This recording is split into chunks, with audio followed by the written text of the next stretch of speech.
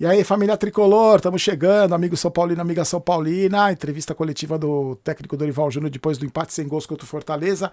Não vou perder muito tempo, já vamos direto. Só lembrar você que somos patrocinados pelo sportsbet.io e também pela Tivoli Sports e Tivoli Futebol. Vou deixar no link da descrição o site da Tivoli, o WhatsApp para você entrar em contato. E amanhã estarei na São Paulo Mania do Alpha Shopping para pegar a minha camisa nova do São Paulo e bater um papo. Se você quiser colar lá, será muito bem-vindo. Meio-dia mais ou menos estou lá. Então vamos lá, sem perder tempo, vamos ver o que o técnico Dorival Júnior falou depois do empate sem gols contra o Fortaleza. Vamos lá, eu vou ficar quietinho e deixar o Dorival falar. Um abraço, vamos lá. Pensar em vencibilidade num momento como esse, para nós, não tem valia. O importante é que nós procuramos o gol. Não foi um jogo tecnicamente brilhante, tanto de um quanto do outro lado, porém um jogo muito disputado. As duas equipes criaram oportunidades, buscaram o gol a todo momento. Foi um jogo limpo, nós não vimos pontapé, nós não vimos, a exceção as duas jogadas das expulsões, mas não foram jogadas assim violentas ao extremo. Eu acho que nós estamos tentando encontrar um caminho. Fortaleza já tem esse caminho consolidado há um bom tempo. Acredito eu que poucas equipes conseguirão roubar pontos do Fortaleza aqui dentro. Isso é um aspecto muito importante para uma equipe que está vivenciando um momento ainda com uma certa instabilidade, porém adquirindo uma maturidade um pouco maior, uma segurança um pouco maior. É esse o nosso trabalho, é isso que nós estamos buscando. O ponto é que ele tem que ser muito valorizado. As dificuldades de se jogar aqui são reais e em razão disso, eu acredito que os jogadores estão de parabéns por tudo que tentaram fazer, por aquilo que buscaram e pela forma como se entregaram ao longo dos 90 minutos. Boa noite, Dorival. Robson Nogueira, da Rede Multicomunicação. Prazer estar falando contigo. Eu queria que você falasse para a gente quais foram os pontos positivos e negativos do São Paulo no jogo de hoje e qual foi a principal dificuldade que o São Paulo hoje enfrentou ao encarar o Fortaleza. Assim, primeiro a velocidade do jogo, né? Nós não conseguimos dar a velocidade que nós gostaríamos. Em alguns momentos nós carregamos muito a bola com alguns jogadores, infelizmente, insistindo nessa situação. Quando não acontecia, quando nós conseguíamos uma liberação rápida, uma mudança de lado, nós conseguíamos envolver a equipe do Fortaleza, chegando até o terço final do campo, onde nós procurávamos, através dos movimentos finais, de infiltração, de ataque à última linha, possibilidades de estarmos à frente do gol adversário. Eu acho que algumas oportunidades foram bem interessantes, em outros momentos não, erramos o último passe, erramos o movimento final, mas assim, de um modo geral, eu acho que a equipe teve um bom comportamento, enfrentou um adversário dificílimo, que tem já um conjunto e uma organização muito interessante. Em momento nenhum o time do São Paulo perdeu também essa organização. Eu acho que hoje as defesas prevaleceram sobre os ataques, muito mais pela postura que adotaram, né, pela forte marcação que exerceram, do que propriamente pelos ataques não buscarem o gol. Ao contrário, tanto uma quanto outra equipe buscaram a todo tempo o gol. É interessante isso. Mas eu acredito que as duas defesas estavam muito bem postadas e foram muito felizes na noite de hoje. Boa noite, Dorival. Após a vitória contra o Inter, você falou que você faria algumas trocas, né, pela sequência do São Paulo muito pesada. Hoje foram 6 em relação ao time que começou contra o Internacional. O quanto que essas trocas já estão ligadas também ao jogo do Corinthians, que é um adversário muito pesado, tem aquele marco de ser um clássico. E em 2018, até ligado a isso, você fez uma campanha muito boa de retomada em 17, mas você perde os 3 clássicos do Paulistão em 18. Quanto que você vê o peso de um clássico do tamanho de São Paulo e Corinthians para o São Paulo agora? Olha, como todo resultado importantíssimo. Você ganhar um clássico, ele valerá os mesmos 3 pontos de qualquer outro jogo. É natural que tenha talvez um envolvimento emocional, pode ser, mas eu acho que nesse momento, nesse instante, são duas equipes que estão buscando um acerto e nós temos que nos respeitarmos e tentarmos fazer o nosso melhor lá dentro. Eu fico muito feliz assim. Houveram as mudanças? Sim, mas o time não perdeu em momento nenhum a organização que teve e vem tendo, os comportamentos que estão sendo pedidos aos jogadores. Prova disso é que em 6 partidas aí nós tomamos gol em apenas uma delas, e eu acho que esse já é um ponto muito importante, porque os jogadores estão respeitando muito os trabalhos desenvolvidos e estão interessados em buscarem correções. Quando isso acontece, é natural que as coisas melhorem e evoluam. Volto a dizer que, para mim, é um jogo naturalmente pesado, difícil, complicado, mas um jogo que não pode fugir a essa condição. Se ganharmos, se Deus quiser, nós vamos continuar mantendo os pés no chão, com tranquilidade, buscando aí os melhores resultados na sequência e sabendo que os 3 pontos de um Corinthians são os mesmos 3 de qualquer outra partida subsequente. Dorival, eu concordo em partes. Eu acho que, claro, os 3 pontos são iguais, só que ganhar do Corinthians, quebrar o tabu, desculpa, pode ser uma virada de chave para o seu elenco, para você, para a trajetória do São Paulo, pode dar moral para o jogo contra o Sport que vem na sequência. Eu acho que, é claro que você não vai pilhar exageradamente os jogadores, mas eu acho que pode fazer uma grande diferença vencer o Corinthians lá, mesmo valendo os mesmos 3 pontos. Dorival, boa noite. Você falou sobre caminho, evolução, a confiança dos jogadores. Qual que é a diferença que você já nota no dia a dia, no vestiário, de hoje, em comparação ao vestiário quando você chegou na estreia do Campeonato Brasileiro, naquele jogo contra o América Mineiro? É difícil, assim, a gente fazer uma avaliação nesse sentido, porque você trabalha num todo, você não trabalha só emocionalmente os jogadores, né? Eu acho que o principal é você propor algo dentro de campo, propor soluções que eles mesmos, de repente, observem, que fazendo determinados movimentos ao longo das partidas, esses movimentos serão compensados por você ter uma equipe postada, uma equipe equilibrada, uma equipe que, de repente, atacando, já inicia o combate e a marcação à equipe adversária, que não dê possibilidades de se envolver com contra-ataques adversários. Então, eu acho que isso tudo é que talvez tenha sido essa mudança. Foi proposta uma situação, nós propusemos uma condição aos jogadores, apresentamos, eles estão acreditando, estão aceitando. É natural que ainda tenhamos aí algumas oscilações dentro de um jogo, mas vocês têm acompanhado que nós temos mudado nomes em todas as partidas e a equipe mantém a mesma postura, a mesma condição, buscando o resultado a todo momento. Quem está entrando está sabendo o que fazer em campo, a reação do companheiro de lado. Hoje mudamos praticamente os 4 homens da zaga, e mesmo assim a resposta foi muito positiva. Então, continuarmos da forma como estamos, com os pés no chão e pensando sempre no resultado seguinte, tentando colocar os melhores jogadores em campo. Eu falo isso fisicamente, clinicamente, enfim. Boa noite, Dorival. Só uma informação rápida, gente. O Dorival não teve nem 10 treinos ainda no comando do São Paulo. Eu fico pensando se ele tivesse tido 23 dias para treinar, como o São Paulo teve depois que foi eliminado pela Água Santa. Se essa diretoria aí tivesse mandado o Rogério Ceni embora depois do jogo contra a Água Santa, contratado o Dorival, que estava desempregado, ele tivesse tido 23 dias para trabalhar esse elenco aí, como o São Paulo estaria agora. Ele não tem 10 treinos com o São Paulo. Dorival, Lucas Uchoa. Dorival, sua carreira é muito longa, até aqui nos bastidores, antes de começar a coletiva, a gente falou da sua passagem aqui no Fortaleza, 2005, mas eu quero fazer um recorte na sua carreira. Ano passado, Ceará, Flamengo e hoje São Paulo. Você pegou o Ceará no momento de turbulência e ajeitou a casa. Pegou o Flamengo, como até aquela conversa entre você e o Mano. Eu peguei bagunçado, você está pegando bagunçado. E você ajeitou a casa. Não vou colocar o São Paulo como bagunçado. Um time faltando ajustes. Esse São Paulo de hoje já tem a cara do Dorival? Ou você acredita que ainda falta mais alguns ajustes para jogar tão bem como o Ceará fez na sua passagem e o Flamengo terminou ano passado sendo campeão? Que pergunta legal, né? Só que eu acho que pode colocar o São Paulo como bagunçado. Pode colocar o São Paulo fácil como bagunçado também. Eu acho que o futebol é um conjunto, né?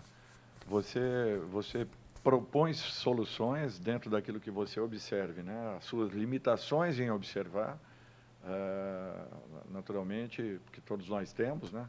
Limitações em observações, mas o importante é que, observando, você propõe as soluções, propõe as situações apresente situações que os jogadores acreditem, interpretem tudo isso e comecem a transformar em ações dentro de campo. Eu acho que esse é o principal objetivo de um treinador quando pega um trabalho dessa forma, como nós temos pego, né? Tanto o Ceará, com a passagem do Thiago, quanto o Flamengo também, logo após uma saída, e agora com a saída do Rogério. Mas o principal é que você tente aproveitar o máximo possível o trabalho deixado pelos treinadores anteriores. Que você não queira fazer uma revolução na equipe. Eu acho que é isso aí que tem nos levado a esse momento. E a minha carreira foi toda em cima disso. Até a minha chegada ao Santos em 2010, eu sempre peguei equipes em montagem, em início. Cheguei a pegar equipes com apenas 4 jogadores contratados quando eu ali cheguei. E, de repente, até o meio do ano, nós já tínhamos uma equipe competitiva e uma equipe que passava muita confiança. Depois da saída do Santos, eu comecei a pegar alguns trabalhos em andamento. E queira ou não, é um outro perfil, é uma outra forma de você enfrentar essas situações. Mas, de modo geral, assim, eu fico feliz porque são quase 20 anos aí, 5 deles eu não trabalhei por opção e encontramos aí resultados importantes ao longo da carreira. Dorival Júnior, boa noite. Miguel Júnior, Rádio Povo CBN, prazer em revê-lo. Está com saúde, graças a Deus. Obrigado. No futebol anteriormente, dizia que o melhor jogador era o entrosamento. O time entrosado. Sempre o treinador gostava de repetir a escalação. Hoje o treinador não consegue, tem que mudar porque não é máquina, é jogador. O calendário do futebol brasileiro é o maior pecado hoje para os treinadores? O calendário do futebol, e principalmente o brasileiro, ele é muito complicado. Nós temos um campeonato regional jogados por todas as equipes, a mais do que qualquer outra equipe do futebol mundial. Um campeonato regional. Então, são praticamente 25 datas a mais do que qualquer outra equipe jogue ao longo de uma temporada. Nós temos as distâncias que são impressionantes. Só para vocês terem uma ideia, o Ceará e o Fortaleza andam 120 a 130 mil milhas para cobrirem o Campeonato Brasileiro, enquanto uma equipe do centro do país roda 80, 90 mil milhas. Então, só aí é uma diferença de 40 a 50, dependendo do estado que essa equipe esteja. É para vocês verem que é uma desigualdade muito grande. Você sair de 4, 5 graus, como estávamos até outro dia, chegarmos aqui hoje, com a temperatura que nós enfrentamos, com as dificuldades que nós temos. Então, assim, é uma série de fatores que fazem com que você tenha que repensar. E o principal, um jogador na minha época, por exemplo, rodava aí 9, talvez, no máximo 10 quilômetros. Isso quando acontecia, quando era um jogador muito leve para poder rodar o campo todo. Hoje, tem jogadores aí rodando 13, 14, 15, com a sequência de jogos, dificilmente eles vão manter essa possibilidade, ao contrário, abrindo situações até de lesões muito sérias. Então, o treinador tem que trabalhar dessa forma, nós não temos outro caminho, não tem outra situação. Depois da 4ª partida em seguida, o camarada começa a baixar o ritmo e ficar exposto a lesões. Então, nós temos que trabalhar com todas essas alternativas e essas possibilidades. Tanto é que o próprio Fortaleza hoje tem um elenco muito bem montado, muito sólido, consistente, que é justamente para poder suportar tudo isso. Se não me engano, o Fortaleza também fez aí umas 5 alterações para esse jogo. 5. Nós não temos como conviver de uma outra forma. Então, aquilo que nós tínhamos, que uma equipe jogaria 10 partidas, não, esquece. Esqueçam que isso daí não vai acontecer tão cedo no futebol brasileiro, a não ser que nós joguemos nas 4 semanas do mês, nós tenhamos pelo menos 2 em que você jogue só domingos e domingos. Do contrário, você não consegue recuperar e nem tampouco preparar. A gente sai hoje daqui. Se tivéssemos tido uma derrota com a cabeça desse tamanho, tendo que refazer uma equipe para jogar com o Corinthians. Treinamento? Quando? Se nós chegaremos amanhã à noite em São Paulo. O que nós vamos conseguir fazer no sábado para jogar no domingo com o Corinthians? Então, é um absurdo. E o treinador, ele tem que assumir todas essas condições, porque é o primeiro que é questionado naturalmente. Vocês sabem muito bem. Não, um dia a gente faz até um vídeo falando sobre isso. Beleza, concordo tudo. Então, por que vocês aceitam? Por que vocês aceitam? É simples, vamos conversa, discute com a diretoria, os clubes discutem com a CBF, rever calendário, porque todo treinador fala a mesma coisa de todos os clubes, com razão, eles não estão falando sem razão, eles têm razão. Só que por que vocês aceitam? Por que todo ano tem essa mesma conversa, todo ano a gente escuta a mesma coisa e ninguém toma providência? Então, cadê a liga aí que ia ter? Então não adianta, vocês não tem que aceitar isso. Senão você não vai trabalhar nunca, você não vai trabalhar como técnico de futebol. Vocês têm razão, é insano, não estou tirando a razão de vocês. Só que tem que fazer alguma coisa então. Vocês aceitam, se vocês aceitam, ano que vem vai ter de novo, vai estar igualzinho. Boa noite, professor. Meu nome é Evandro Soares, sou da Rádio Expresso FM. Desculpe eu fazer uma pergunta um pouco fora do contexto da partida de hoje, professor. Eu queria saber do senhor, devido à cessão de alguns treinadores estrangeiros, o Fortaleza, nós temos um excelente treinador, Pablo Voivoda, que está fazendo um excelente trabalho, e outros clubes também. Está acontecendo também a cessão também destes treinadores estrangeiros. Podemos falar assim. Professor, o senhor acha que a CBF está sendo precipitada em já pensar em contratar um treinador estrangeiro para a seleção brasileira? Olha, eu acho que primeiro nós temos que respeitar todos os profissionais que aqui estão. É uma troca que ela é saudável. A única contestação que eu faço é que a nossa licença não é reconhecida fora do nosso país. Então, os cursos que nós fazemos na CBF, que não são baratos, eu fico imaginando um treinador da Série A, da Série B, por exemplo, que, graças a Deus, tenham a possibilidade de se formarem. Fico pensando naqueles que terminam as suas carreiras no interior do país, trabalhando em times menores, que condição terão de um dia poderem chegar a terem uma licença legalizada, justamente porque não tem como pagarem os valores pedidos pela CBF. Segundo aspecto, eu acho que nós temos excelentes profissionais dentro do país. Independente de termos aqui profissionais de fora e que tenham que ser respeitados, volto a dizer, nós gostaríamos de ter a mesma liberdade de podermos trabalhar aí fora, coisa que não podemos. Então, quando as pessoas falam, os treinadores brasileiros ficaram parados no tempo e no espaço. É mentira isso. Mentira por quê? Porque nunca foi exigido de nós uma formação. Quando eu comecei mesmo a trabalhar, no mínimo seria exigido um curso de educação física, coisa que eu tive porque eu me formei ainda quando eu era atleta. Mas a grande maioria nunca se preocupou com isso porque nunca foi exigido. Nem tampouco o curso de educação física era exigido. Se eu fosse, por exemplo, na minha época aqui, o presidente Ribamar Bezerra, eu poderia contratar o meu vizinho como treinador do meu clube, porque nada era exigido. Então, a CBF nunca se preocupou com isso. Nesse momento que nós precisamos do apoio da CBF, a CBF pensa num profissional de fora. 5 vezes nós fomos campeões mundiais. 5 vezes nós fomos comandados por profissionais brasileiros.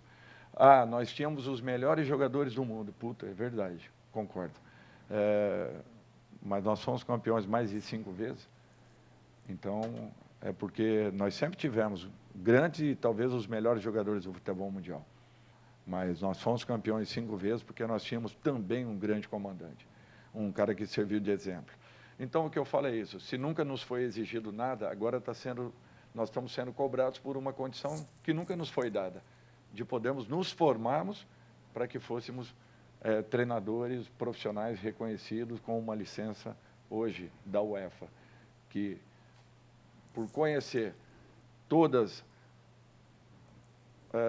as carências que existem entre as federações sul-americanas e a Conmebol, se aproveita desse fato para frear a nossa ida para o mundo árabe, para o mundo asiático ou para o mundo europeu. Por isso que poucos treinadores, à exceção da Federação Argentina, que largou lá na frente há mais de 30 anos, têm possibilidades de estarem trabalhando no mercado europeu. Então, por isso que a gente se questiona muito em relação a isso.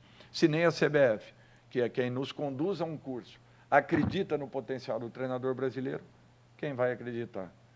Então, é essa a única condição que nós discutimos com a própria entidade maior do futebol, que nos proporciona um curso de formação e, de repente, tira do profissional brasileiro, teoricamente, porque ainda não se consumou, a possibilidade de um desses profissionais estarem à frente da nossa seleção, o que sempre foi uma condição em que nunca abrimos para discussão, porque nós temos realmente grandes profissionais dentro do país.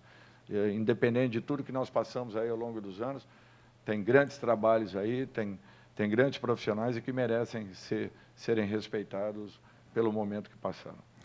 Belíssima paulada na CBF, então o seu Dorival Júnior pode esquecer, o senhor nunca vai treinar a seleção brasileira, porque lá eles querem só os baba-ovo, cara que não critica, então você, Abel Ferreira, que critica calendário, vocês esquecem que vocês nunca mais vão, vocês não têm chance nenhuma de um dia comandar a seleção brasileira. Então é a primeira vez que eu vejo um treinador dar essa paulada na CBF, né?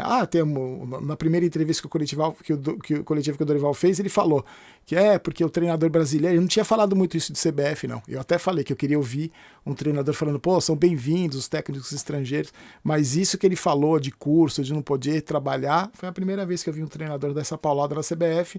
Então, como a gente conhece bem como funciona o futebol brasileiro, Dorival, você pode esquecer, você nunca mais vai treinar. Se você tem uma esperança de treinar a seleção brasileira fazendo esse tipo de crítica, você não vai conseguir. Lá, porque só vai ter baba-ovo. Se tiver algum treinador brasileiro, vai ser baba-ovo, que acha tudo lindo, que passa a mão na cabeça de dirigente, que fecha os olhos para certas coisas. Então, gostei dessa resposta.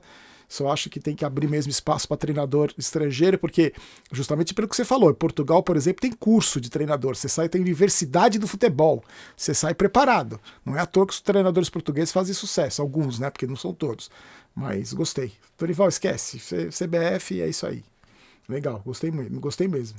Dorival, só aproveitando que a gente saiu do tópico do jogo e num momento tão importante, tão decisivo para o futebol brasileiro, você como um dos principais treinadores do nosso futebol, como é que você encarou essas denúncias sobre a manipulação de resultados desta semana?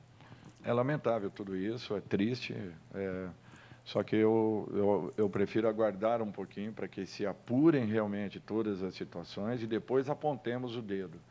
Porque é muito fácil, muitos nomes estão sendo ventilados e, de repente, nós não temos comprovação de nada. Muitas conversas estão sendo jogadas aí ao léu, então nós temos que ter muito respeito com essas pessoas, entendemos que é um momento realmente muito delicado, porém, sem que acusemos ninguém nesse instante, até que se comprove muita coisa. Até porque nós vivemos, e não podemos nos esquecer disso, no país da impunidade. Onde muita coisa acontece e, de repente, não se dá importância. Ou melhor, se fecham os olhos. Então, se realmente tem acontecido fatos, nós temos que apurá-los até o final. E, infelizmente, caso aconteça de um ou outro terem participado dessas situações, naturalmente, terão que ser punidos pela gravidade da situação apresentada. Bom, gente, é isso aí, gostei bastante. Falando desse assunto aí da corrupção, da manipulação de resultado, hoje, 9h no Barolo Vídeos, eu vou postar um vídeo falando só sobre esse assunto. A minha opinião sobre isso, porque eu sou patrocinado por uma casa de apostas, a Sportsbet.eu, que patrocina o time que eu torço. Eu dou a minha opinião lá, não vou deixar de dar minha opinião. Vou resumir para vocês. Eu acho que é a ponta de um iceberg.